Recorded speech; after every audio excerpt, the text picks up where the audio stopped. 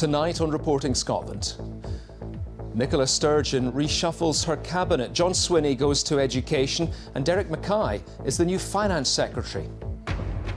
One of the women accused of murdering Liam Fee accepts that she neglected the toddler by not seeking medical attention for a broken leg. Unemployment rises in Scotland again. Business groups say it should trigger an amber alert for the government. The former Liverpool manager Brendan Rodgers is the front-runner to take over at Celtic, with the club's decision-maker optimistic. He's a great manager. He's proved at Liverpool, and I think that he's a worthy candidate for Celtic. We'll have the latest from Celtic Park. Also on the programme, PE Bond style, bringing the sport of parkour out of the movies and into the gym hall.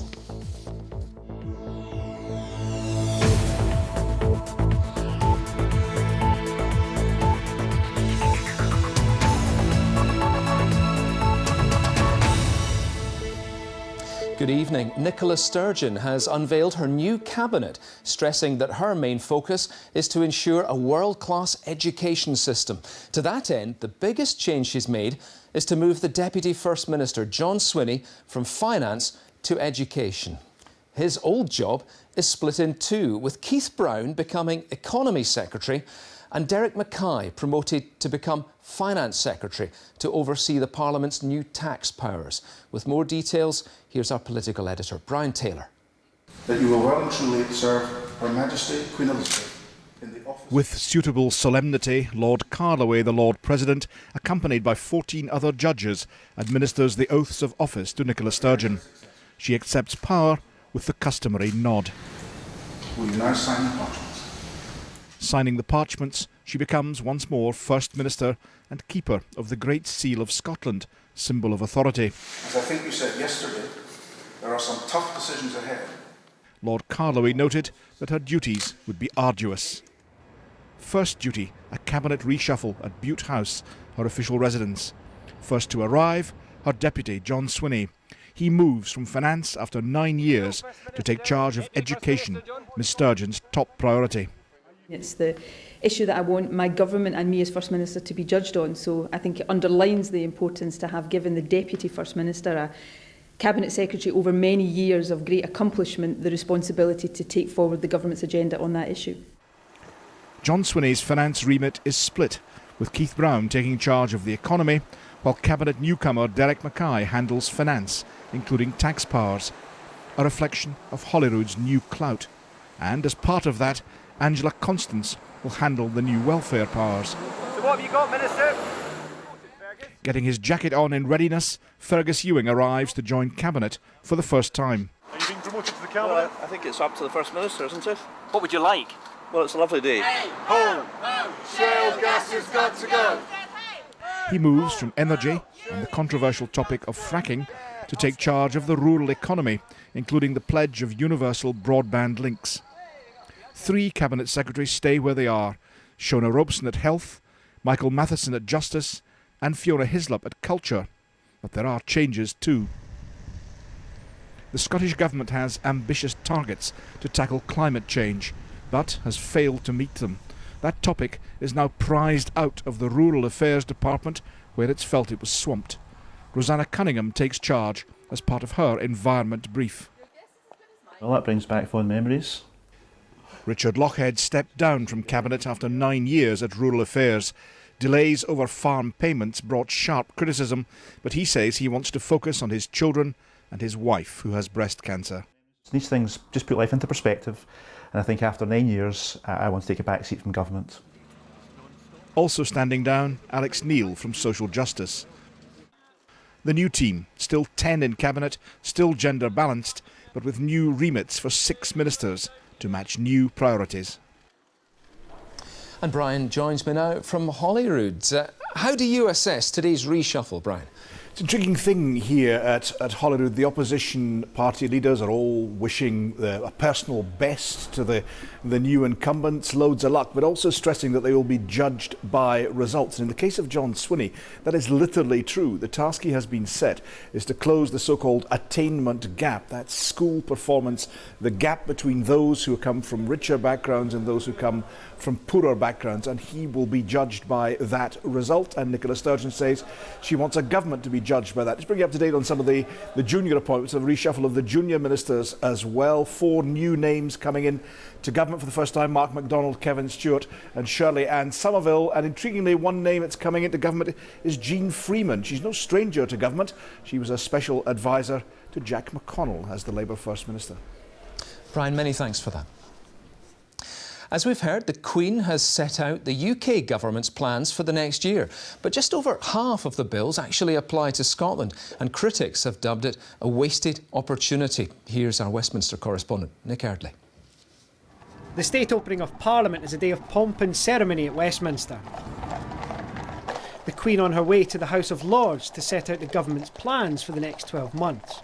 My government will continue to work in cooperation with the devolved administrations to implement the extensive new powers in the Scotland Act. But how much of the speech is actually applicable north of the border? The Scotland Office says 13 of the 21 bills apply to Scotland, at least in part. That includes areas like a crackdown on corruption and extending high-speed broadband. There was also support for a UK spaceport, with 4 Scottish sites in the running. But other announcements, like those on prison reform and education, don't apply. The UK government says that's a natural consequence of more powers being devolved. In the last session, we passed the Scotland Act, which will make the Scottish Parliament one of the most powerful devolved parliaments anywhere in the world. And the real task now for the UK government is to work with the Scottish Government to make sure that that Act is implemented. The Queen's speech has said a lot of things that they've said before. They're talking about public finances. They've fundamentally failed to get the deficit down and debt under control. They've been promising that since 2010. There's a lot in the Queen's speech, of course, that isn't relevant to Scotland because of the devolved powers that are now residing at the Scottish Parliament. So a bit of a damp squib all round, really. From Mr Angus Robertson. Thank you very much. The SNP set out its alternative programme. Its Westminster leader thinks the speech should have offered more for Scotland. This Queen's speech is full of legislative proposals that have absolutely nothing to do with Scotland, so it's a missed opportunity to make changes to austerity, to boost growth, exports, the economy. These would have been good things that the SNP have proposed, but unfortunately the Tories aren't going to legislate on, so it's a missed opportunity. It's not long after the Queen's speech that Westminster returns to the business of politics. Of course, over the next 12 months, many of the issues discussed here will be of importance to Scotland. But as Holyrood gets more powers, not as many as before. Well, Nick joins me now from Westminster, where a Tory MSP has written to the standards watchdog there, calling for an investigation into the expenses of 2 SNP members of Parliament. What more can you tell us, Nick?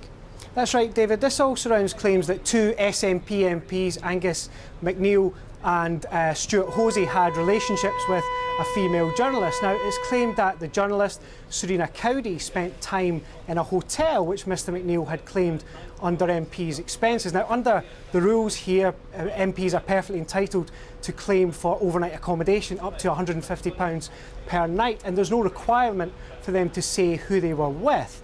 But Jackson Carlaw, the deputy leader of the Scottish Conservative Party, has written to the Standard Commissioner saying that she should look into these claims. He's also raised questions over Mr Hosey and whether or not Miss Cowdy spent time in accommodation funded by the taxpayer with him. Now, tonight, Mr MacNeil has issued a statement to the BBC saying that all his expenses were compliant with the rules. The SNP have also issued a pretty robust statement saying that the Conservatives are playing politics with what are personal issues.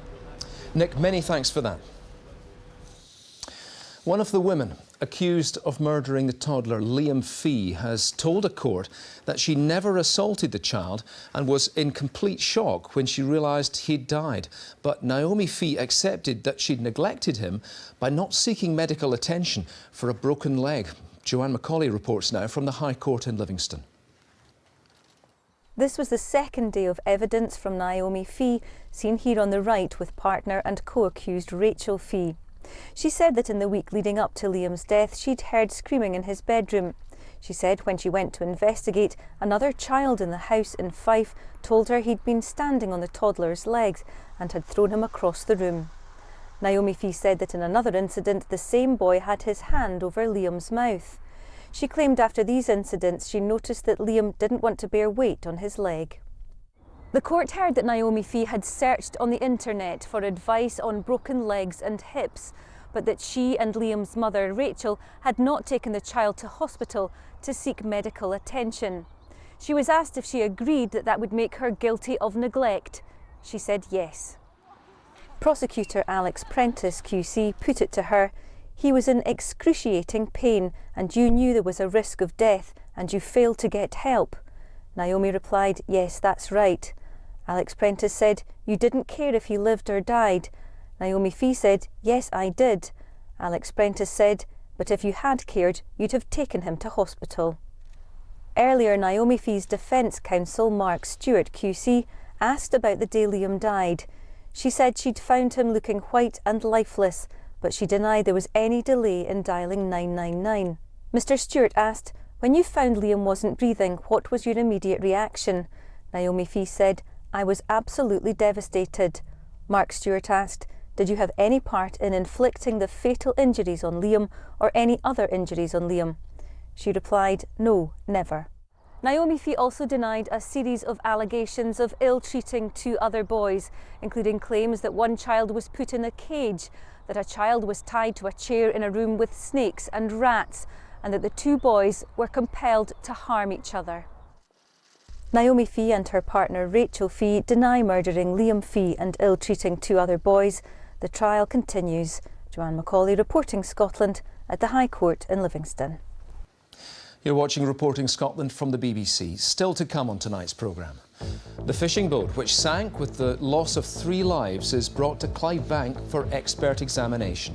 In sport, could Celtic have a new manager by the end of the week? We'll have the latest as a former Liverpool manager emerges as the front runner.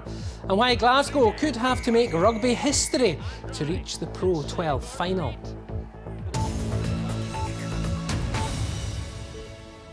There's been another rise in unemployment in Scotland, with the Federation of Small Businesses describing it as an unsettling development which should trigger an amber alert for government. Well, our business and economy editor Douglas Fraser is here and can tell us more. Douglas. Thanks very much, David. Well, new jobs are being created at quite a rate, except for those of us in Scotland. At the start of this year, across the rest of the UK, 97,000 more people in work. But in Scotland, 53,000 fewer than the end of last year. They weren't all becoming unemployed. The big growth was in the number of Scots counted as not available for work. But there was a small rise in unemployment, up 8,000 in Scotland, a drop of 6,000 across the rest of the UK. The unemployment rate used to be close. It doesn't look that way now. It's higher only in northeast England. And what's behind these figures? Well, the downturn in oil and gas is a big factor affecting Scotland more than elsewhere, but it's a resourceful industry. Redundancies have led to new beginnings, as Kevin Keane reports.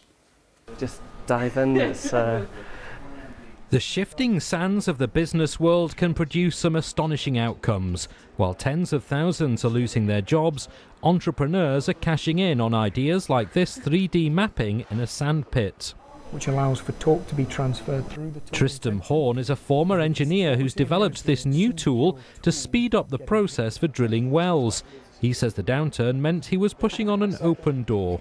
Drilling operators have got that opportunity to take innovation and try alternative techniques which wouldn't necessarily have been so easy to have justified back at $115 a barrel.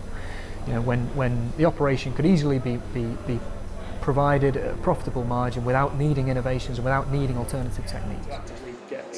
At this social enterprise, they helped more than 1,200 people get their business ideas off the ground last year. 6% sought help because they were facing redundancy. But here they believe it's a bigger change, which is driving entrepreneurs. Scotland is becoming much better at introducing the concept of entrepreneurship at an earlier stage. We, as an organisation, have been engaging, particularly over the last 5 years, with schools, the local college, the universities. From small ideas flow big creations, and supporting entrepreneurs is seen as vital for developing future business. Well, also essential for future recovery is confidence for business investment and among consumers, but they've been holding back too. Shop sales last month down more than 3% on April last year. Food's been getting cheaper. Grocery sales were down less than 2%. Everything else down 4.4%. A chillier April was partly to blame. According to retailers, fashion and footwear have been feeble, the worst for 8 years. So time to get some new summer sandals, David. Douglas, thank you for that. An 18-year-old has appeared at Edinburgh Sheriff Court after the death of a nurse who was knocked down in the city. Dylan Jenkin was charged with causing death by dangerous driving and failing to stop when signalled by police. No plea or declaration was made and the case was continued for further inquiry. 33-year-old Jill Perry was walking home from work at the Edinburgh Royal Infirmary last Thursday evening when she was killed. The fishing boat, which sank off the Western Isles last month with the loss of 3 lives, has been brought to Clydebank for examination by the Marine Accident Investigation Branch. It's hoped detailed inspection will reveal why the boat sank and why the life raft didn't work properly. Aileen Clark reports. The crab boat Louisa sunk off Mingulay more than a month ago. In order to find out why that happened, investigators have taken the unusual move to raise her from the sea. Then followed a journey by barge, taking 2 days to bring the boat from the Western Isles to a quiet boatyard on the Clyde. The boat was at anchor in benign weather conditions when, in the early hours of the morning, the crew woke to find her taking on water and were forced to abandon ship. 29-year-old Martin Johnston from Caithness and 27-year-old Chris Morrison from Stornoway died. 27-year-old Lachlan Armstrong is the only survivor. He managed to swim the 250 metres to shore. He's spoken of the life raft failing to inflate and their attempts to make it float. At the weekend, searches for the skipper, 42-year-old Paul Alliston from Lewis, were still taking place. He's missing, presumed dead. Rescue and search teams regularly combing the area around Mingulay. Before anything's touched, we have a dive survey, and every hatch, every door will be documented whether it's open or closed, so we'll have a reflection of that when it actually went on the bottom. After that initial survey undertaken by divers, now the boat is ashore, the crab catch has to be cleared, then investigators can get to work. The areas that we'll look at once we're actually able to access the vessel will be the material state of the vessel, the condition of the pipework, the condition of the hull, the interior of the vessel, and also the life raft and things which may have saved the fishermen's lives when they had to abandon the vessel. The boat sank in just 15 metres of water and was reasonably close to land. This is a tragedy which poses many questions. Inspectors hope to be able to get on board the boat within the next couple of days. Their initial examination should take until the middle of next week, and after that, parts of the vessel could be removed for forensic examination. It will be into the start of next year, however, before their report will be ready and released. Aileen Clark, reporting Scotland, Clydebank. Let's get the latest sport now with David. Thank you very much, David. Good evening. Celtic are hoping to decide who they want as their new manager within a couple of days, according to the club's major shareholder, Dermot Desmond. He's told the BBC over half a dozen people have been interviewed, but tonight there appears to be a clear front runner. Our senior football reporter, Chris McLaughlin, is at Celtic Park. Chris, tell us more, a big name emerging. Yeah, tonight, David, everything points towards Brendan Rodgers. The former Swansea and Liverpool manager has been a name in the frame for this job for some time, but we understand he held talks with representatives from Celtic in Scotland yesterday. Lengthy negotiations for the second time. We understand he has an obvious track record, led Swansea from the English Championship to the Premiership, then finished second with Liverpool 2 years ago. But let's hear from the man who will ultimately make the decision. I wouldn't speculate on who's the person at this point in time. There's absolutely all the people that we've interviewed merit the job. How many has the club interviewed at the moment? In excess of 6. and Brendan Rodgers one of those managers? Well, I can't tell a lie. Can you give us your thoughts on him as a manager and you know, what he did at Liverpool Football Club and at Swansea Football Club before that? He's a great manager. He's proved at Liverpool, and I think that he's a worthy candidate for Celtic, as all the other candidates are. Now, David, it's worth pointing out that before Dermot Desmond spoke today, Celtic released a statement saying they had no preferred candidate as yet and they were working through a long list. But as it stands at the moment, and things could change, remember, but as it stands, everything points towards Brendan Rodgers. Thank you very much, Chris. Now, a decision on whether women golfers are to be admitted as members at Muirfield will be announced tomorrow. The East Lothian course is on the Open Championship circuit, most recently hosting the event in 2013. A two-thirds majority is required for the change to take place. Muirfield and Royal Troon are the only venues with male-only membership policies to regularly host the Open. The Glasgow Warriors head coach Gregor Townsend believes his team are good enough and mentally tough enough to reach the final of this year's Pro 12 playoffs. The defending champions finished third in this season's league, meaning they must win a tough away tie to have the chance of holding on to the trophy. Murrayfield, the home of Scottish rugby, and this season the venue for the final of the Pro 12 league. To reach it, the only Scottish team in the playoffs will have to do what no other team has managed in the history of the competition, and that is to win an away semi-final. Glasgow have got hands on them and the ball is broken, and here they are looking for the winner. Oh, and they've got it. It's Kieran. As if the burden of history isn't enough, Glasgow's opponents, the men in green of Connacht, haven't lost at home since September. They play with a lot of passion at home. The atmosphere at the sports ground is very similar to Scotland, really noisy, makes it tough for referees, so it's really important the referee in the day is strong and is not influenced by crowd noise, and our players stay strong as well. If decisions go against us, we keep focused, but I've got a huge belief in this group of players that we can come back with a win.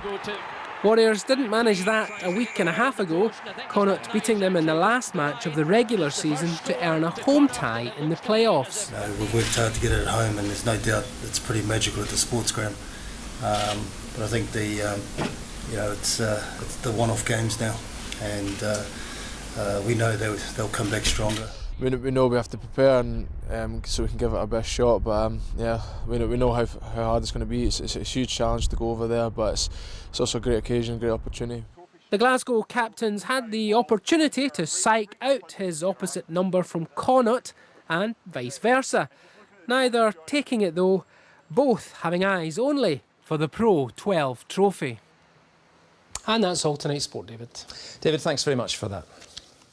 Now, a school in Aberdeen says the introduction of parkour into the curriculum is improving the confidence and fitness of pupils. The extreme sport, which is also known as free running, has grown in popularity since it was featured in films, including Casino Royale, and it's making its way from the street into the schoolyard. Fiona Stalker has been to find out what the buzz is about.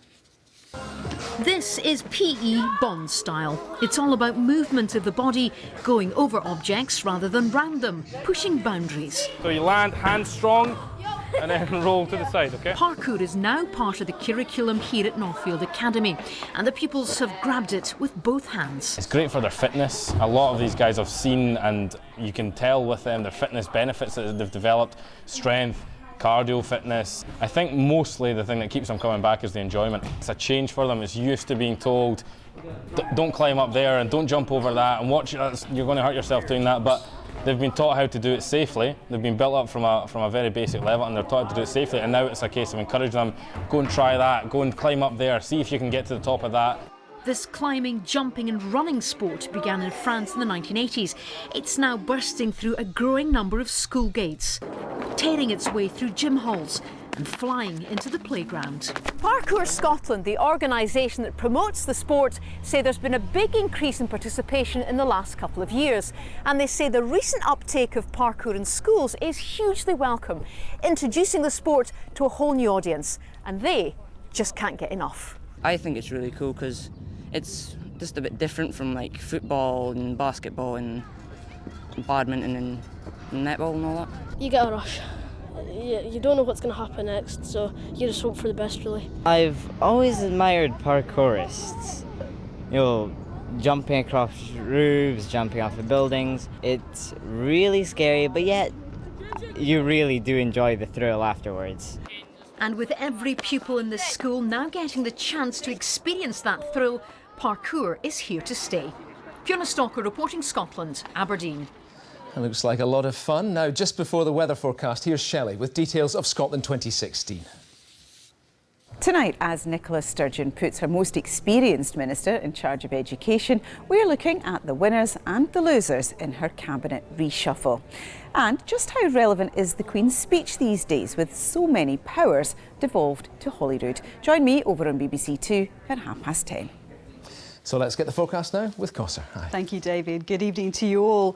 Now, there's some brighter weather out at the moment, but we've also seen some quite heavy downpours so far this afternoon and evening. Now, those showers will tend to fade, and around those showers we did have some brighter spells. This lovely picture here from one of our weather watchers in Edinburgh, where temperatures reached up to 17 degrees today. But as we head through the evening and overnight, the showers will fade, staying rather cloudy though, and we'll start to see some misty, murky conditions developing. Where we still have one or two showers, they still could be quite heavy, but fading, largely dry conditions, and across more central and eastern hills, misty, murky conditions, and along that east coast we'll start to see quite an extensive hara developing too. Temperatures dipping to around 6 to 8 degrees. So quite a cloudy, dull start to the day tomorrow, but there is an area of low pressure, and this is going to bring some quite heavy outbreaks of rain at times, spreading from west to east as we head through the day. It pushes into more western coastal fringes by morning, Kintyre up to the Western Isles, with some fresher winds as well. Staying drier for longer further towards the east, the rain only reaching Aberdeen, Edinburgh and the Borders later in the afternoon. So for tomorrow afternoon, it does look to be rather cloudy and wet, especially across the southwest. We may see a few heavy bursts for Galloway, up to Argyll, to Loch Arbor as well. Further towards the east, still quite misty and murky over those hills. Temperatures reaching around 11 to 15 degrees at best. And it looks as if for tomorrow, Shetland looks to be faring best in terms of the sunnier spells, though it's still quite cold, 7 or 8 degrees at best, as we draw in that colder air off the sea. Now, this rain band will continue to clear further eastwards as we head through to the evening. Some brighter spells, but also a few scattered heavy showers later on into the evening. By Friday, that rain does clear through, and then Friday is a mixture of some sunny spells, but also some scattered heavy showers. There may even be the odd rumble of thunder too. Temperatures 14 to maybe 15 or 16 degrees. But by the afternoon, the cloud starts to thicken across the southwest, and then we have the next area of low pressure heading our way for Friday night, and with it some outbreaks of rain. I'm afraid for the weekend too, it looks rather unsettled. And that's your forecast. David. Thanks, Cossa. Now, a reminder of tonight's main news. The Scottish Cabinet has a new look after a reshuffle by the First Minister, Nicola Sturgeon. Her deputy, John Swinney, moves to take charge of education, leaving behind the finance role he's occupied for 9 years. And that's Reporting Scotland. I'll be back with the headlines at 8 and the late bulletin just after the 10 o'clock news. From everyone here right across the country, have a very good evening.